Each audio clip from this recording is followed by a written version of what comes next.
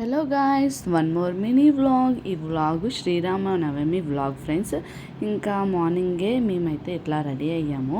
మా నాన్నతో first time ఇట్లా వీడియో చేయడం నేను అయితే ఇట్లా అయితే చేశాను. తర్వాత మా చెల్లి నేను ఒకేలాంటి శారీస్ అయితే కట్టుకున్నాం. ఈ శారీస్ అయితే మా చెల్లి తిరుపతి వెళ్ళినప్పుడైతే తీసుకొచ్చింది. ఇద్దరికి సేమ్ లాంటిది.